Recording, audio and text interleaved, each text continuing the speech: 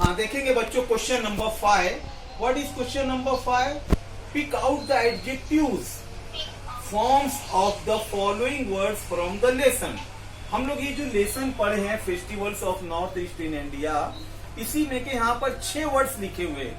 Now you all can see easily here, I right here all the words from the lesson. Now here, what's the tail answer? You write the adjective forms. Okay? Adjective forms हमें लिखना है, adjective यानी सिफात। Now here first word is diversity. Diversity adjective form is diverse. D-I-V-E-R-S-E. Now second one is festival. Festival adjective is festive. Festive. Third one is joy. Joy adjective is joyful. And fourth one is variety. Variation. Variation. Variation is adjective. Fifth one is tradition. Tradition adjective is traditional. Yes. And the last one is mountain. Mountainous.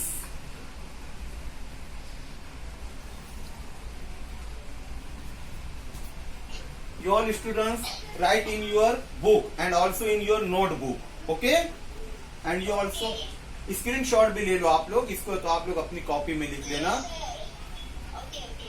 And number B, question number 5 A हो चुका है, अब उसका B हम देखेंगे।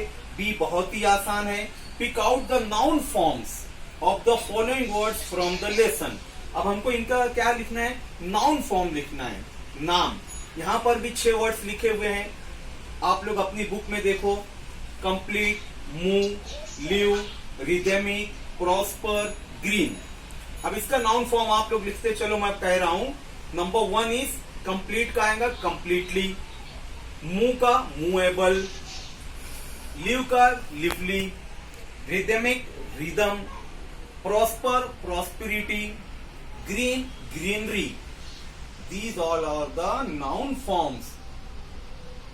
I say again, complete completely, move movable, live lively, rhythmic rhythm, prosper prosperity, green greenery. इसके आगे का और भी जो क्वेश्चंस है बच्चों, अभी और बाकी है ना, वो भी हमको देखना है, कंप्लीट करना है। और मैं आज आप लोगों को एक गूगल फॉर्म सेंड करूंगा।